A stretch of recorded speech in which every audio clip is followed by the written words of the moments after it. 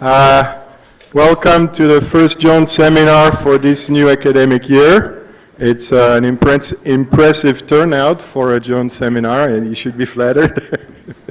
Our guest today is Michael Lynch, who is the President and Director of Global Petroleum Service, Strategy, Energy, and Economic Research, Inc., which is spelled SEER, SEER.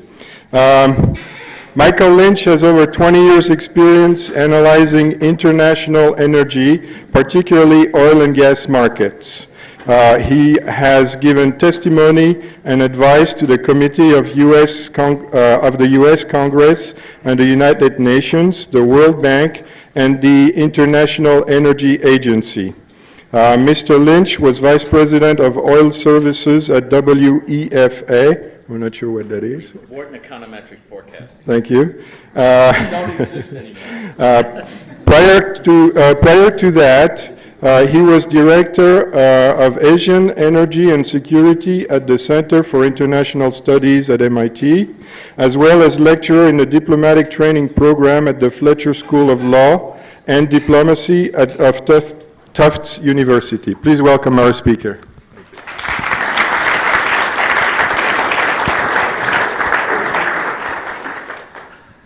Well, thank you very much.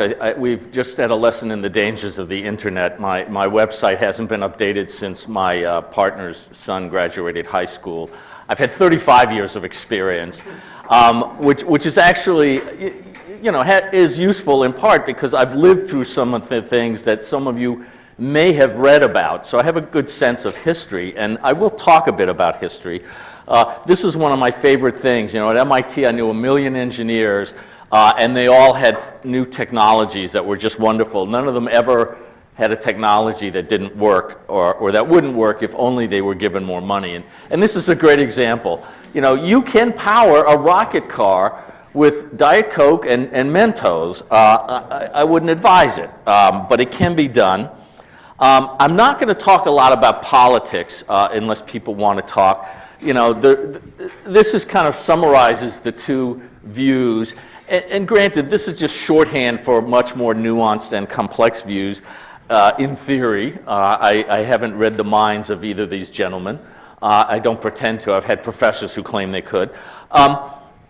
But the problem is there are an awful lot of people out there who adopt shorthand and don't always understand what's behind the shorthand or even if it's valid. And, this is the big problem. Recent research into our brain activity has shown that most people start with a conclusion and then they look for data to support that. So when they say, Congressman Aiken says, a woman who's raped won't get pregnant, I read an article. Well, yeah, he read an article, but you can read an article proving that aliens built the pyramids because we all know Egyptians can't pile rocks on top of each other. I mean, you can find almost anything out there. The problem is to judge things, and I'm going to talk a lot about judgment, and I hope, try not to use the word stupid too much, but hopefully when you come away from this, you'll have a better sense for some of the nuances, and I will be presenting a lot of data. I will also present, shall we say, analysis, which may be not as good as the data, not as reliable, and of course opinions, which you can decide for yourself how useful the opinions are. I had an op-ed in the New York Times, and I counted something like 180 responses, 12 of which agreed with me, 20 of which said I was an idiot and nothing else. And almost none were signed. Most of them were sort of off-topic or ridiculous. And I do blogging for U.S. News and World Report, and I find it's just interesting to see sort of the levels of reliability. And, the thing is that, blog stuff, people just say stuff. I mean, it's kind of astonishing to me. But even articles, say, on the Huffington Post or Salon.com, sometimes people will state as facts things that, they're pretty sure are correct or they heard it, kind of like Congressman Aiken's read an article. But then you come to academic articles, and in theory, these have been refereed and approved, and they're sourced. But I've seen an awful lot that were just completely wrong, that were written by people who didn't know what they were doing. I recently was got a little bit of an angry response when I pointed out that an article in Nature was written by two people with no expertise in the field and was filled with mistakes. And the guy responded online, that I didn't know what I was talking about because of this, and I sort of explained to him what the reality was, and he went away. But university press books, I didn't bring any. I have a great book from the Princeton University Press about peak oil, and the author is a nice guy and he's a scholar and so forth, but he really doesn't know what he's talking about, and the book is kind of an embarrassment. I don't think if they figured that out yet at the press, but so who can you trust?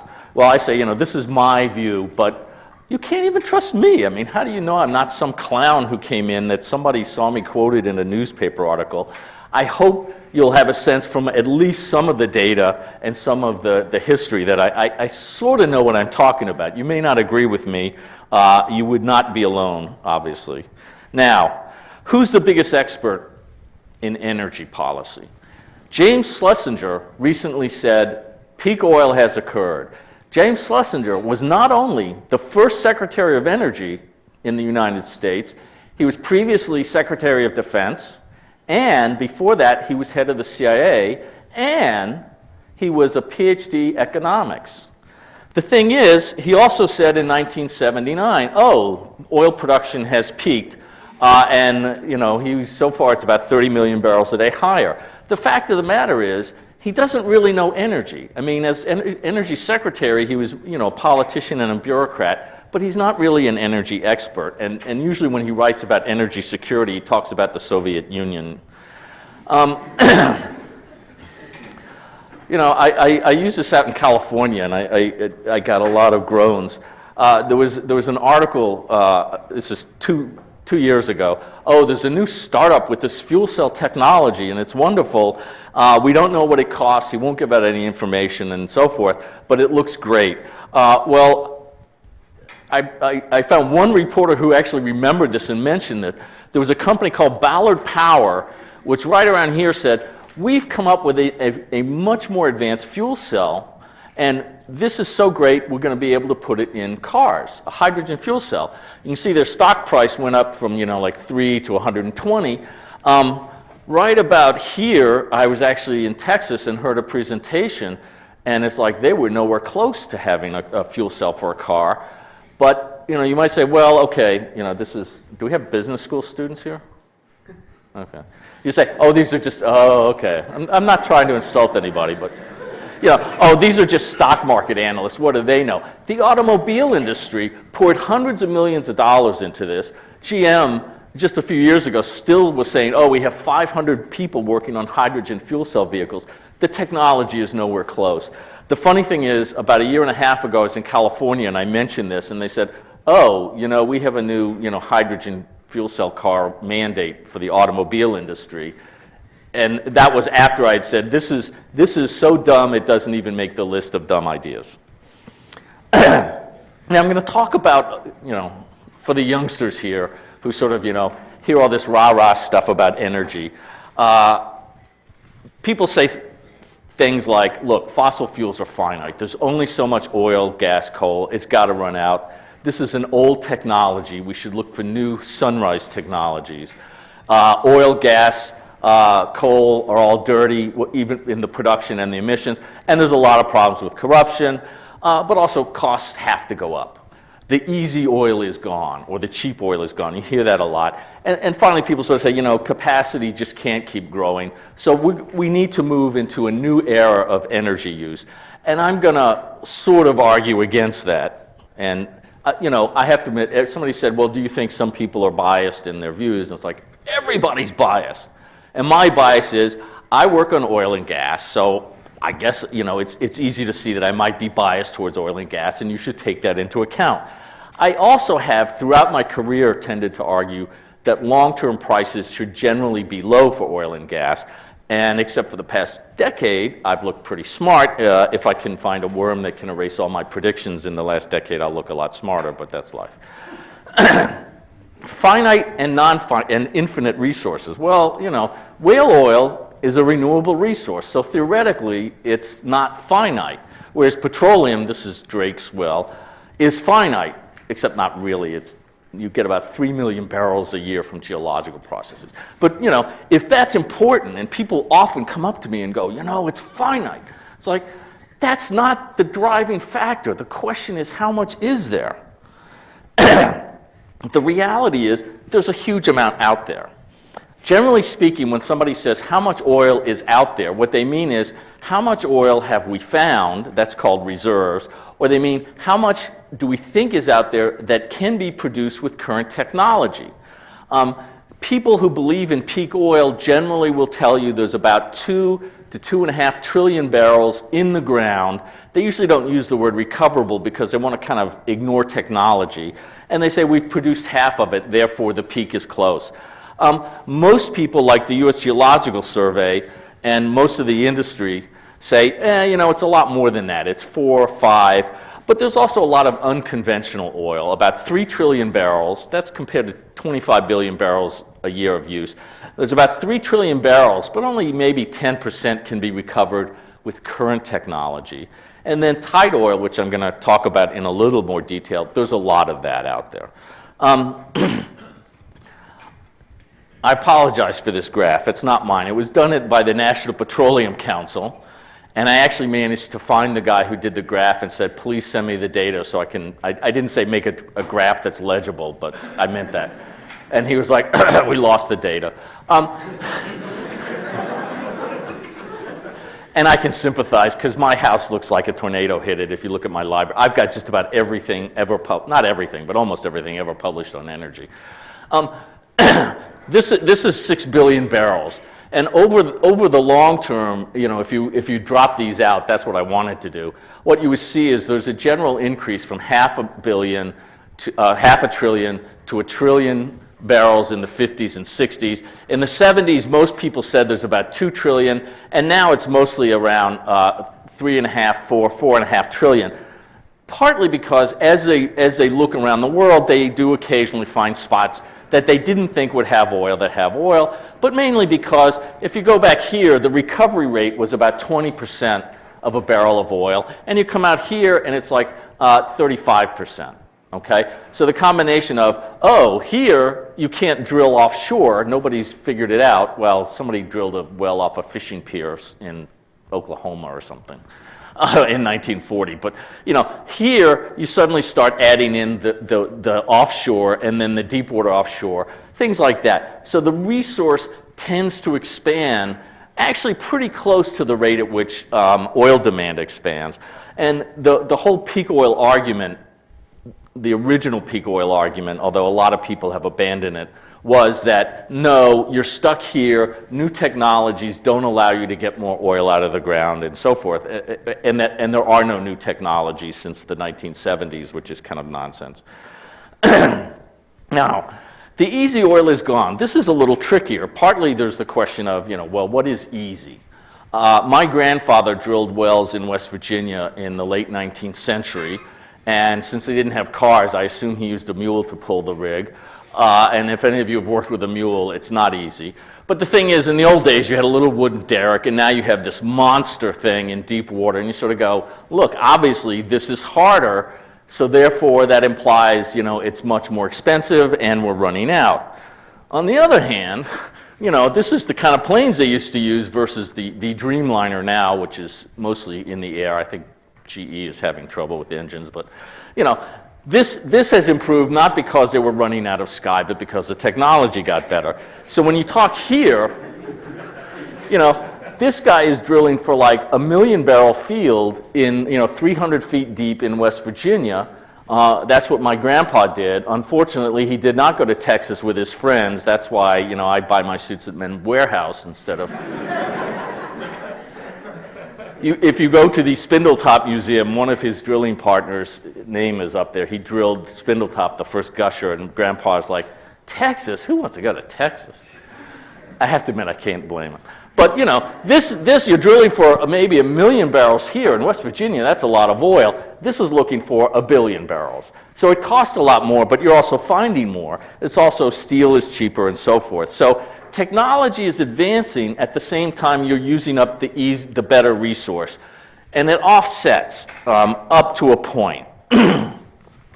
Now, this is where it gets tricky because, you know, I'm sort of an applied economist. That is, instead of writing equations on the board to try to prove things, I sit down and I look at data and I try to figure out what does it cost to produce oil or gas or electricity, which very few people do anymore. Certainly almost nobody in academia. And someday I'll have a book out on that too, but we'll see. Yeah. Someday. And someday I'll lose 25 pounds. And I'll get taller. People say, you know, it costs a lot more to produce oil than it did 10 years ago. And this is true. I mean, the data is there. The first problem is it happened very suddenly. You know, sort of after a century, all of a sudden costs triple in 5 years. And that doesn't sound like it's so much of a resource, like we suddenly ran out of the cheap oil and we only have expensive oil.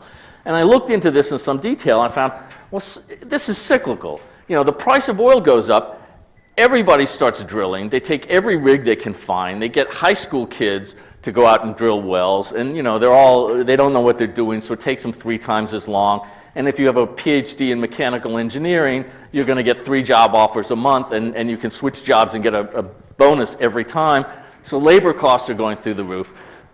So a lot of the cost increase seems to be cyclical, and the implication is if the price of oil comes down, so will costs. This will be good for consumers, not so good if you're an oil company. And you know, classic case is Chesapeake Energy, which 5 or 6 years ago said natural gas prices can only go up, and they bought all this stuff, and then the natural gas price went down, and they've had to sell off everything and then some. So I don't think we have a problem with permanently high costs. If you go to the OPEC website, you can see the CEO of Total saying I'm an idiot for thinking prices come down because costs are really $100. Now, when we start to think about other things and energy policy in general, outside of Dartmouth, I know you won't believe this, but outside of Dartmouth, there are a lot of people who talk about energy policy who don't know what they're doing. When we talk about what's the next big thing, or even the current thing, the problem is you have a lot of people who are interested in this field who don't know it. They'll say things like, this is new, this is green, and so forth. Well, that's not very helpful. I don't know, some of the graybeards may remember Jeremy Rifkin, who was a Vietnam War protester, student radical, opposed to genetically modified organisms. And he wrote a book called The Hydrogen Economy. And he said, look, if we built the internet, we can build a hydrogen economy. Which is kind of like saying if we go to the moon, we can cure cancer. I mean, it's just, you know, they're completely different things. There's a lot of missing data. It really makes me crazy to see someone who is reasonably scholarly writing an article and saying, I made my house much more efficient, I put in solar cells, I'm producing this much electricity, it's worth this much, it's profitable. And you go, well, what did it cost to do it? And they just don't say. This is often a big problem. It's also sort of the question of single factor improvement. A hydrogen taxi has no emissions. Well, yes, but so did Fred Flintstone's foot-powered. Well, okay, maybe he had some emissions, but it's not just emissions. Okay, you want to have something that's better and cheaper. Now, better can mean cleaner, more convenient. Coal is very cheap, but nobody heats a home with it around here, I suspect, because let's face it, gas may be more expensive. It's a lot more convenient, even if you don't care that it's a lot cleaner. You don't have to necessarily have a technology that's cheaper than, say, natural gas or nuclear or whatever, but you can't come in and say, this is worse in every regard but one. I'm sure people will buy it. Actually, Applied Energy, the journal, in 1998 or 9, when the price of oil was low, I had been invited to a renewables conference, and I said, the big problem is people doing renewables and new energy technologies, they think that stuff is just going to be handed over to them. It doesn't work that way. I'm generalizing, I know, overgeneralizing. But, first is this argument that, competing fuel prices will go up and up. This was a big problem in the 70s and 80s. Everybody thought, well, solar power costs are coming down and oil will go up forever, so they'll cross in 7 or 12 years or whatever.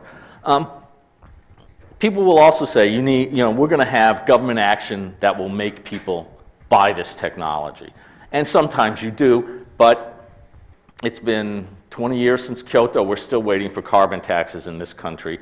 We just saw the Spanish government and some others remove solar energy subsidies.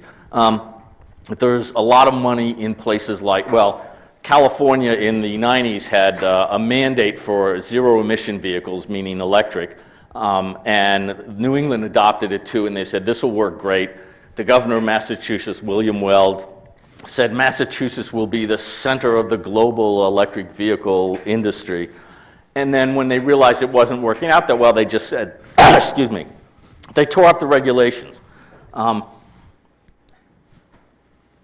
much more mundane and perhaps practical case is Congress in the 70s told the automobile industries, we want to see much more efficient cars. And they started making more efficient cars. And then when the gasoline price dropped in '86, Ronald Reagan was the president, and he said, who cares? So they didn't penalize the two companies that were producing big pickup trucks and minivans, Ford and GM, whereas Chrysler, which had abandoned its big car line because, it's mandated and we know regulations don't change, they got screwed. Not that they haven't shot themselves in the foot quite a number of times, and besides that, but the main thing is when somebody comes to you and says, and it's not just environmentalists, famous case, Exxon CEO said, we're going to build a shale oil strip mine in Colorado, I forget it was kilometers or miles, but 5 miles by 1 mile, because someday the price of oil will be so high this will be profitable. So, someday isn't really good enough. You want to try to come up with something that's competitive, more or less competitive now, and not think I can sell this because in 3 years the price of oil will be 25% higher or the natural gas price will recover or something like that. And in terms of long-term prices, I'm not sure why people think prices will always go up. This is adjusted for inflation from 1920. And you can see roughly since 1970 it's been about flat. And that's even though you've had a lot of price increases. Natural gas prices were deregulated, went up. Coal prices went up some because of changes in safety regulation. We had the oil crisis. And yet the technology is such that we're still roughly where we were then. And we'll come to oil prices later. So sort of the notion that, this is what my technology, I think according to DOE, trust them or not, the solar, the photovoltaics energy cost is somewhere around here. So if you say, assume the price goes up like this, then in 8 years we'll be competitive. You see that a lot, not just with oil, not just with solar, but oil, gas, and so forth. There's a tendency to sort of make these graphs and start it right here as if there's no history. And I'll just mention, I didn't bring the slide. I have a picture of King Solomon. Supposedly he wrote the book Ecclesiastes, and in it it says, there's nothing new under the sun. And the more you study history, the more you'll sort of feel like that's true. This is a talk I gave in 2005. I said, some people think the price of oil will go to 160. Other people think 50 to 60. And I said, maybe $30. This was not one of my better forecasts. We're still up around 100. But you find, oddly enough, it's like there's not a spectrum of opinions. It's all bulls and all bears. And I saw something which said the same was true on the supply side. You had the technological pessimists and the technological optimists, and there's nobody in the middle. People say, the price is about 100 now, and you have people saying, it's low, it's low. Yeah, it's low compared to this. It's not low compared to the historical price. This is the forecast for the Department of Energy. It's around 80, it's just going to keep going up. Well, again, you'll notice there's no history on this graph. This is the history going back to 1900 of oil prices, dollars per barrel adjusted for inflation. Here's the forecast. You know, the price of oil has 1 year been above $80 average. This year, it clearly will be above that. But sort of the notion that, oh, this is a nice moderate forecast, you know, it's partly scaling. You can stretch it out. It looks a lot flatter here because the scale is wider. This is one, I had a professor who worked in the Department of Defense, and he knew all these little tricks. How to convince people of something that's not true. Or just convince them, I guess. But, you know, the point is, this seems to me to be very extreme. Not impossible, but it seems kind of unlikely, and I think you need a good explanation for it, and I've never heard one except sort of, well, everybody knows. This is, I don't know, does anybody still read Marx? Probably not. Probably not Hegel either. Marx once said, Hegel notes that history always repeats itself, but he forgot to mention the first time is tragedy, the second time is farce. I did a whole presentation once on the 1980s compared to today in terms of energy beliefs and policy. This is from Stanford in 1980. These are 10 mainframe computer models. I worked on this one with Nazli Shukri. People keep saying, oh, I heard your model was no good. And I think, one, I was working for a woman, and if you're an economist, that's strike one. The fact that she was an Arab maybe was strike three, but the big strike was we were both political scientists. And, you know, we had the second best price forecast. Some people have said we had the best demand, supply, and price forecast overall, but as one of my colleagues at MIT said, yes, but the other models are more interesting. But the theory of rational expectations, which I don't know if economists still believe in that, but it says, look, nobody gets a forecast right, but on average, some are too high, some are too low, and the average is about right. Well, the average for 2010 is somewhere around here, $150. That's $99 a barrel. So somewhere around here, and in 2000, it's around $120. So it's only off by a factor of 6. Sorry, the error is a factor of 5, 500% error. And I get to brag that I was only off by 240%. Everybody was wrong. Everybody was hugely wrong. And a lot of it was because people believed in what was called the Hotelling theory after a 1931 article by Harold Hotelling. And people said, oh, he proved mathematically that prices have to rise at the rate of interest. And my boss, who was a resource economist, said, no, that's not what he proved. You're misreading it. But a certain Nobel Prize winning economist at MIT in 1973 at the American Economics Association convention when the Arab oil embargo was on and the price was shooting up, he said, oh, I found this 1931 article and he proved that the price should rise exponentially. Now, of course, you go back here and you say, this is where he said that. It's like, I don't see an exponential price rise, and you don't see it for any minerals, but you still find a lot of people who know a little resource economics who think that it's been proven that prices, mineral prices, non-renewable resource prices have to rise exponentially, arguably at the price of interest. Most of these people have gone on to fame and fortune as famous economists. They're mostly doing probably carbon emission modeling now. These are forecasts from a couple of years ago. Collected from various people like the IEA, the International Energy Agency, Deutsche Bank, and they all said, okay, the price is around $70 now. One person, this is actually my partner, said it will go down a little, but everybody says sort of $80 is the new floor. The same group of people, oops, oh no, it's not there. I'm sorry. The same group of people 5 years earlier said the price will be between $20 and $30 for the next 20 years. What you learn about long-term forecasting is people usually start with the current price and forecast out, and they don't think about whether the current price is high or low. Mean reversion is a fairly good long-term forecasting method. Now, biodiesel. People have heard of jatropha. This is it's a bush that grows in South Asia. They've planted them in Africa. It grows in a dry climate, which is good. It produces a bean. You get oil from it you can use as biodiesel.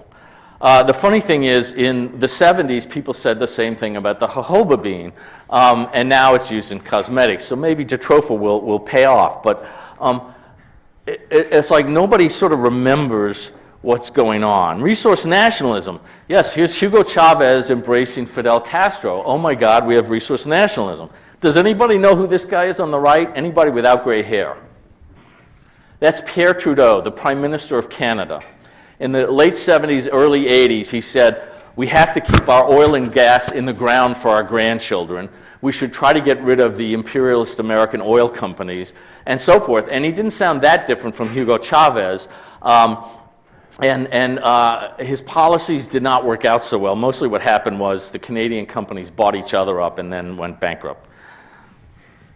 And this is what happened after the last resource nationalism boom.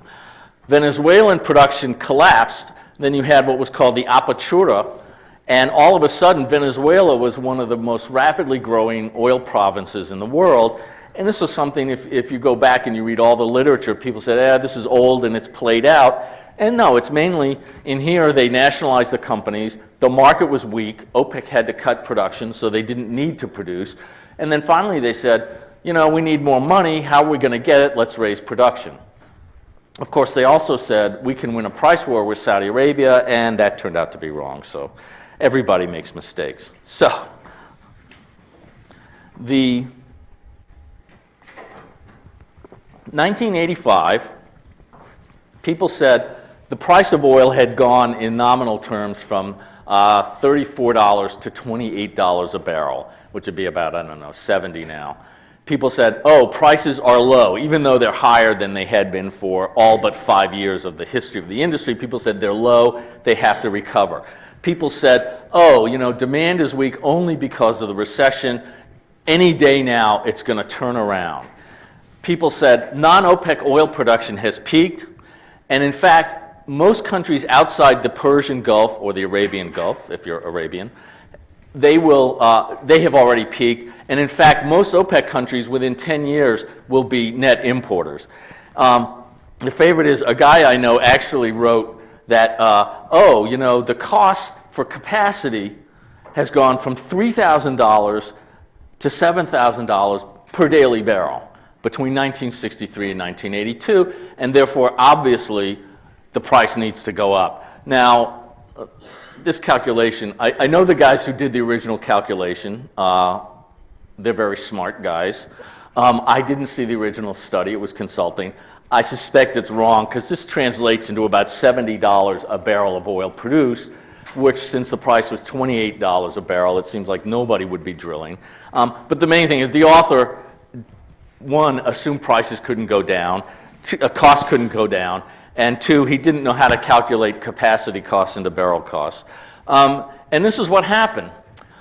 Here we have, this is Saudi production, which went from 10 million barrels a day in 1981 to about 3 million barrels a day in 1985. OPEC production went from 31 down to about 16, 17.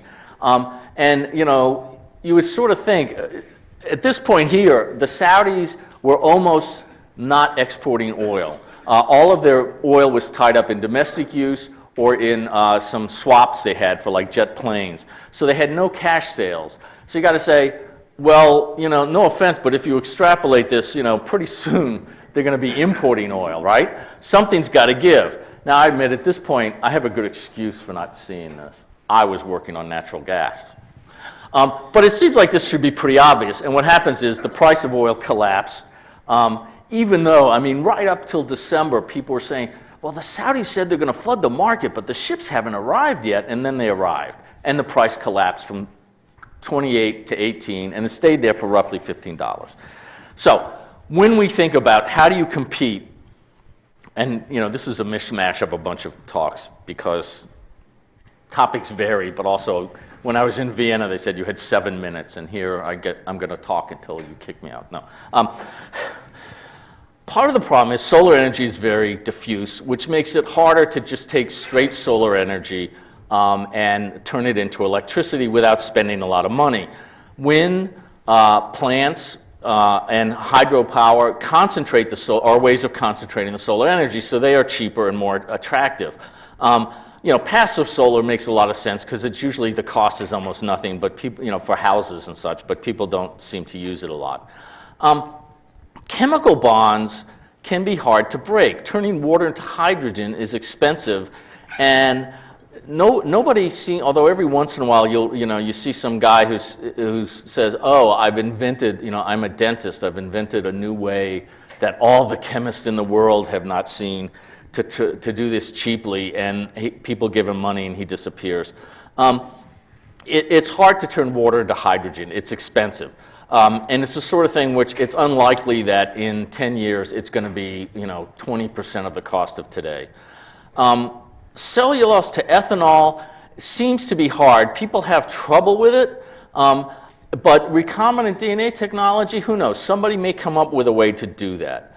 Now, you can turn coal and gas into basically natural gas into gasoline. It's been done for over a century, the Fischer-Tropsch process. But it turns out it is kind of expensive. At $100 a barrel for conventional oil, you could do it, but a lot of the companies are afraid that the price goes down and they're stuck with an expensive plant, which actually happened in the 80s. There were two big plants built by companies, Mobil and Shell. And Mobil's was a success because the New England government said, now that you've built the plant, sell it to us. So they made a profit for building the plant, and the price of oil collapsed, and the New Zealand government had to basically close the plant. Shell built a smaller plant which had problems and didn't lose too much money. Electricity, the biggest problem with electricity is it's hard to store. People have been working on batteries a long time, and I really don't think that, again, when you have an old existing technology, you generally get continual, more or less continual, but gradual improvements. With a new technology, you'll see rapid improvements in efficiency or reducing cost or something. But with batteries, you're not going to suddenly see somebody go, aha, I've got a battery that works great in a car. People have been doing a lot of work. There's a lot of research. There may be a breakthrough, but this is my theory of technological advancement, and it's about well, at Harvard they call it judgmental forecasting. At MIT we call it an educated guess. Oops, what just happened? Did I just press the wrong button? Slideshow from current slide. Yes. And you'll see I misspelled physical, which is supposed to be a Harvard failing, not an MIT. No, wait, that's MIT. Harvard can't count, MIT can't spell. When I think of where are we going to see big advances, I just don't think that we're going to see a sudden advance in photovoltaics. We might in biomass, like cellulosic ethanol. Wind power is pretty cheap and competitive, and I don't see much change in that. Batteries, if you've got better batteries, that might make cars look better. It would also help a little bit with solar and wind. But 30 years ago, if you built a wind tower, they said you need a battery because the wind power fluctuates. And now they say, look, the software in the system can generally deal with the fluctuations. And I'll just mention, this is sort of a counterexample. This is how the slide came when I downloaded it, so it's not my fault. And I can't find the original data, which makes you wonder. But, I will tell you, there's more than exists on the internet, Horatio. Just after World War II, people said, oh my God, high-grade iron ore, there's not that much of it, and we're going to have to switch to low-grade iron ore like taconite. And U.S. Steel, for example, went out and bought up all the iron ore mines they could. And what happened was, somewhere around here, some guy, I think University of Minnesota, working in his garage, added, I forget, one of the acids to some taconite, which is low-grade, and hard rock, low-grade iron ore, and the iron ore precipitated out, and taconite just took over. You may be seeing something like that now with shale oil. Maybe some guy will suddenly go, oh, I've suddenly figured out how to make solar energy really cheap, but I don't think so.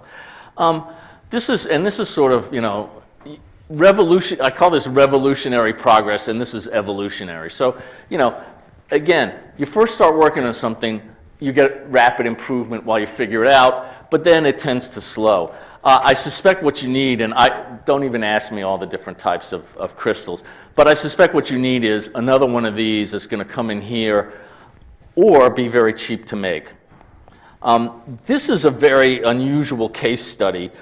Natural gas turbines, I remember, God, back in the 80s, reading some guy, oh yeah, you know, maybe you can make electricity with a jet engine. Like, well, so what? And it turns out these things can be made very efficient. A coal plant is something like 35% thermal efficiency. A natural gas turbine, I think right now is 45 or 50%. But you just had a huge increase in capacity, which if you'd asked people, they would have said, you know, that just doesn't happen. There's a lot of capacity installed, things don't change. But these things, they're cheap to build. You can build small ones, and they're good for peaking. You can start and stop them a lot easier than a coal plant or, God forbid, a nuclear plant. Well, you can stop a nuclear plant pretty quickly with a tsunami, but let's not go there. So, you know, and again, this is, if you go back and you read all the, you know, what's the next new technology, nobody thought gas turbines were going to be the next technology. That brings us to shale. Now, gas turbines, again, it wasn't a new technology. It was an old technology applied in a new way, which is one reason it could be done so quickly. Shale gas is kind of like that. We have a pretty good sense in this country where there's a lot of shale because people have been drilling wells and they keep track of what they go through, you know, sand layer, gravel, you know, cement, champagne, whatever. And they'll say, oh, we found shale, and shale generally has a very small amount of oil or gas dissolved in it, very low density.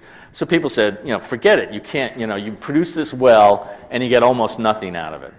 Well, about 15 years ago, somebody said, you know, with better seismic, we can see where there's concentrations of gas in the shale, this Barnett Shale in Texas, and they started drilling and making decent money, and they said, oh, the reason the gas is concentrated is because the shale is fractured.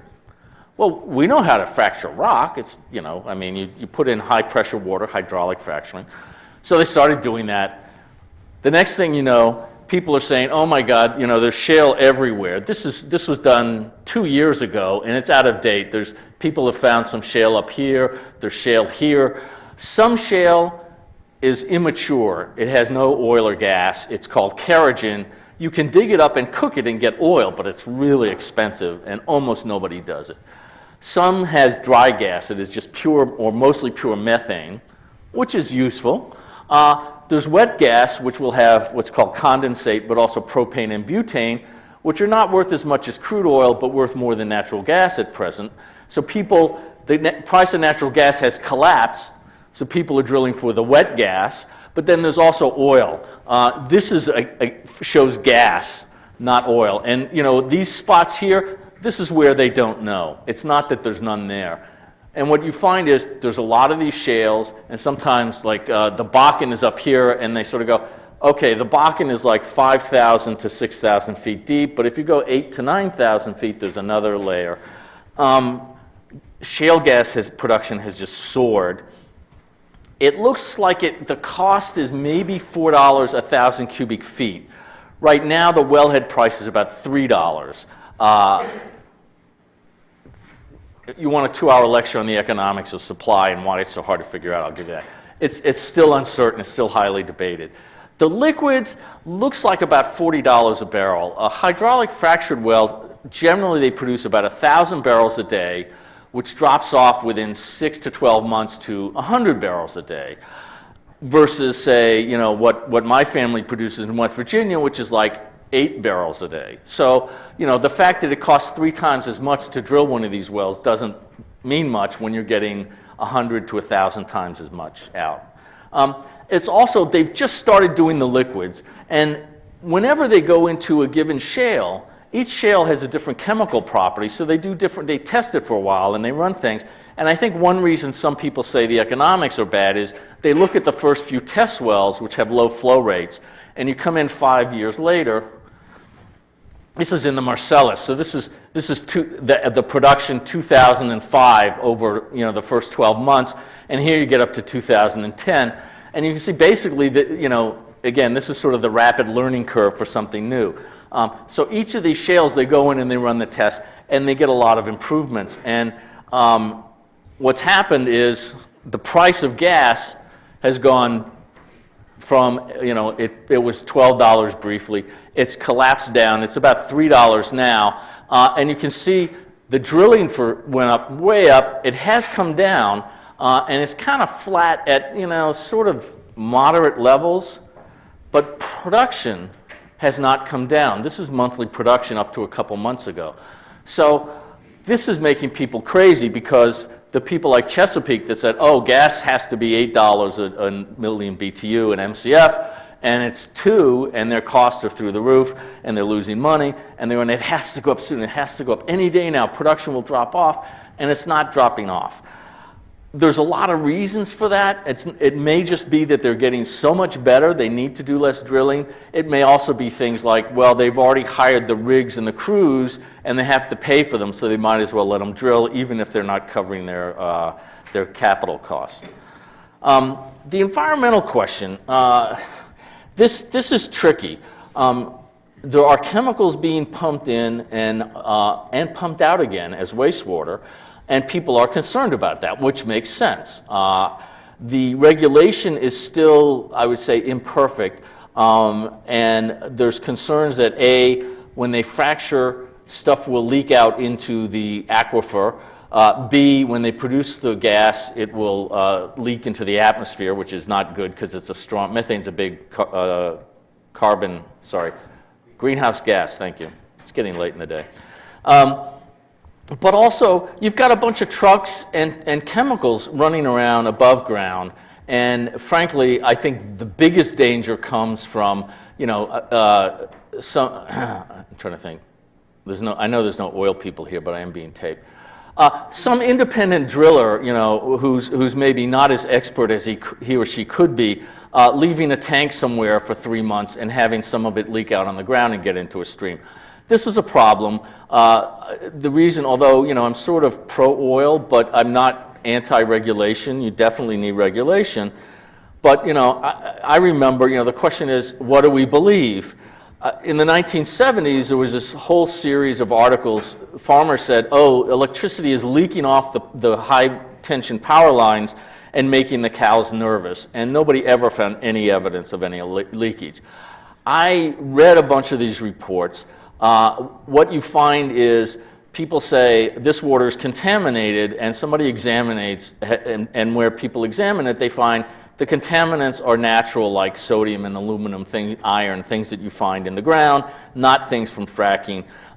There are cases, this guy who did the movie Gasland has been found to misrepresent very seriously a number of facts, like there was a coal mine spill that poisoned the stream, and he said, oh no, it was a natural gas well, and nobody else agrees with it, for example. So to me, I think this is a case of environmental concern being somewhat exaggerated. I don't think you're going to see fracking stopped. I think you'll see it regulated more strictly in places like New York and Pennsylvania, less strictly in places like Poland and China. But there seems to be so much shale out there that it's basically a question of, okay, you won't let me drill here, I'll drive 20 miles and I'll drill over there. So I think we're going to see a lot. So here's sort of my, predictions. And again, we're getting beyond, we'll call them educated guesses. You can call them uneducated guesses. I won't take offense. We'll keep seeing better efficiency, better, lower cost, improved emissions and so forth in almost all technologies. I don't think that we're going to see a huge advance in the next decade, for example, but it's a surprise. That's why they call it a surprise. I've seen a lot of surprises that never worked out. I think that the emphasis on solar and electric cars is bad. I think the technologies are not ready for prime time. Once those technologies become cheap enough that consumers will buy them without serious subsidies, then I think you'll see them go forward. But we're not there yet. Classic case: the compact fluorescent light bulb has gone from being a sort of a crappy, expensive technology to a really good energy-saving technology. I think what we're going to see is much lower natural gas prices. It would be absolutely great if places like China and India switched more from coal into gas. There are a lot of places also, Latin America and Africa, where they have gas and they need electricity. I would like to see propane moved into places like Haiti, where people rely on biomass, firewood, South Asia, and so forth. People need commercial energy. Propane's a lot cleaner than what they're using, and so forth. I think, given the current political climate, we've already seen some subsidies for solar in some places reduced. I think you're going to see, the solar industry quite possibly go through another bust in the next couple of years. It depends, certainly if Mitt Romney's elected, but I don't think that will happen. It's hard to say with Barack Obama if the economy booms next year, which it might, and that's not a prediction, that's, a suggestion. I think the gas-electric hybrid car is pretty good. And is going to continue. It's very economical in places like Europe where the gasoline price is so high. It's a bit less attractive here, but compared to the electric car, it's not so bad. I think shale liquids are going to bring oil prices down in the long run. Hydrogen fuel cell cars, forget it. That's just, it's like, you talk to people and they go, oh, it's almost viable. And you go, or, oh, BMW's going to make some. It's like, yeah, Chrysler said they were going to have 50,000, I think it was 50,000 on the road by 2005. I believe in, reality over promises. The technology for hydrogen is just nowhere near ready. So those are my suggestions. We need a lot of R&D for things like, photovoltaics. If it becomes cheap, we're in great shape.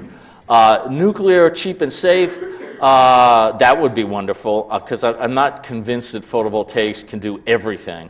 Carbon capture, I got a lot of friends working on that, and I think that's a good idea. But I think you just have to, the students don't have to be hard-hearted and cynical, but you will probably become hard-hearted and cynical. And when I gave this talk a few months ago at the MIT Energy Day, people came up to me and said, I'm looking for a job in the renewables industry. And I said, you should first say, I'm an engineer, I'm an energy engineer, and then say I'm a renewables, because if the renewables industry goes south, as it did big time in the 80s, you still have something to fall back on. Thank you very much.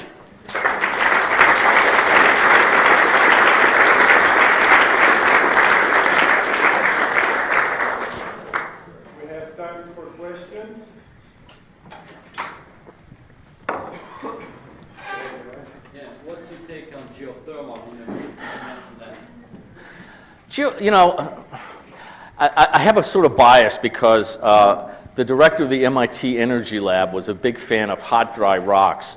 And he was absolutely convinced it was the best in the world because he had decided it was the best in the world, and he knew that he was an unbiased observer. That didn't carry much sway with other people. I think the problem is geothermal is just limited to a few places. I'm a little surprised it hasn't gone forward more in some of those places. I think the Philippines, for example.